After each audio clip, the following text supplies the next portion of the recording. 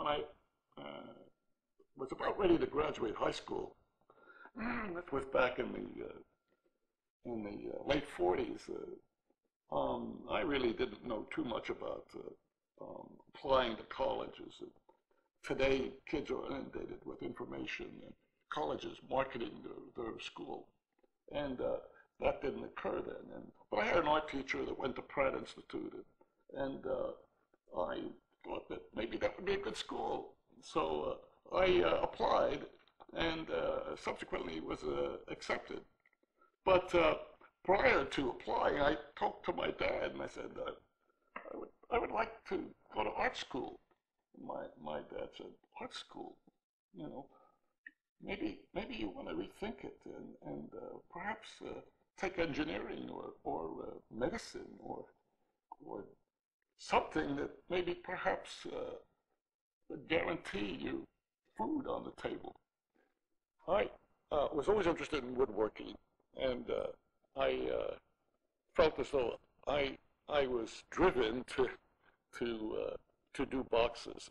I call them sculptural assemblage. All the wood that I've used had been thrown out by a lumberyard, and I would pick through the scrap pile and find pieces of wood that possibly could use, most of which I could, and I would bring them home and pile them up in my shop. I have a resource file when I go to flea markets and antique shops, and or when I'm walking along the beach. I'm always looking for something that is interesting. How it will be ultimately used, I'm never sure. But I need these around me so that when I'm working to put together elements to express an idea, I need to reach out and say, well, this is it, or I need something like this, and I'll search for it till I find it. I believe the first box that I produced was a box that I entered into an exhibit that was sponsored by the American Institute of Graphic Arts. They invited photographers, designers, and illustrators from all over the United States to submit a piece that would eventually hang in a show that would open at the Whitney Museum in New York. And but the criteria for the show, the requirements were that the subject had to be color, and it had to be 30 inches square. So I thought about this, and I decided to do a box for my father. My dad was blind the greater part of his life and never saw my work. So I created this box, and it had a button on the left-hand side. And when one depresses the button, a male voice says, blue, blue, blue.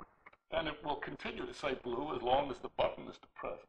On the right-hand side, there is another button, and when one depresses the button, yellow, yellow, yellow. A female voice says yellow.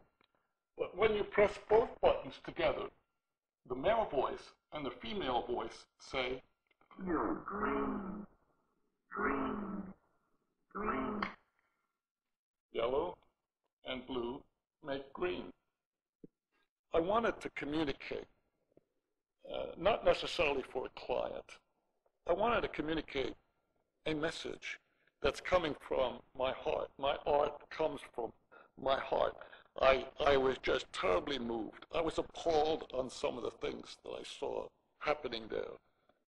The injustice that's occurring there daily, the oppressive life that one lives under a brutal occupation. And I think if people around the world, people anywhere, any human being, if they experienced what I experienced, or what many of the people on our trips experienced, they would see right away that there is something wrong, something drastically wrong going on, and something that we have to address. And the reason I'm doing my boxes is to share that feeling. I call this piece Hope unhold. And if you look carefully, you see three stencils, a 1, a 9, and a 4. You see a doorknob, and you'll see a wire, piece of wire, with a couple of dozen old keys, rusty keys. A hand in the foreground holding this ticket at bit 1. Totally unrelated objects placed over an old, cracked, weathered piece of wood. What does it mean, hope unhold? Resolution 194 is a UN resolution that states that every refugee has the right of return. Every refugee, whether you're a victim or the perpetrator of a war or a skirmish, you have the right of return, except Palestinians. Except Palestinians. The UN resolution doesn't say except Palestinians. It's just that they've been omitted from this freedom or this right that all the rest of the world has. This piece is called Processed for Peace, and it includes the names of Palestinian and Israeli children that were killed during a 2-year period. But ideas they're funny things. In working with my boxes, I find that an idea can come when I'm driving from point A to point B, listening to the radio, and I hear something, and something happens. And I said, boy, I think that's a good subject for a box. But from that point, there's a little bud that's ready to open, a spark that's ready to burst into a flame. And where it goes or how I get that idea to become a reality is a difficult thing to talk about, because there's that idea waiting to burst forth, but I need the elements. And so I look for icons, little objects, dimensional objects that will be my little actors that will help express the message I would like to impart in my box. I wanted to do a box on this imbalance, the Goliath against David, and I figured, maybe perhaps I could use a stone and a bullet, or a stone and a mortar shell, but then I realized I had this.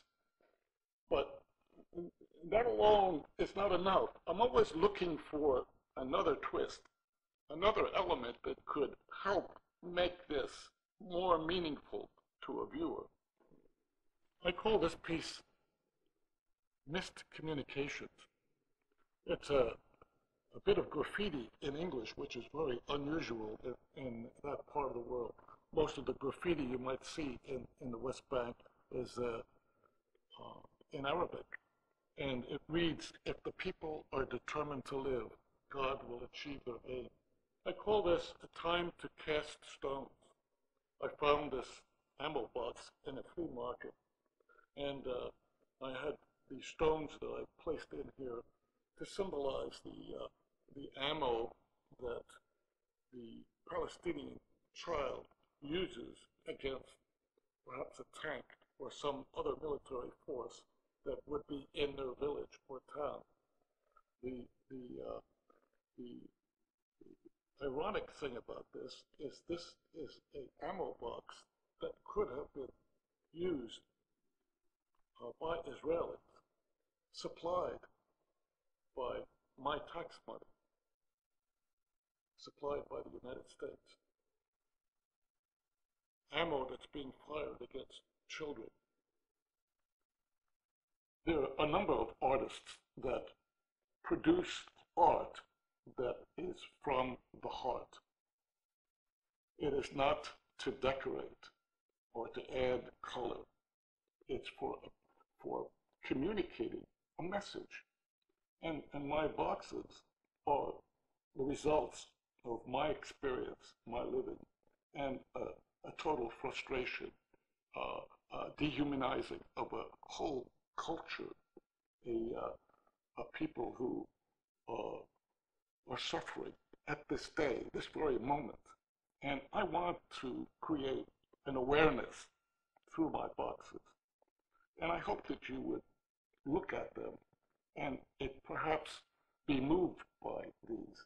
And maybe something could be done to work toward a peaceful solution.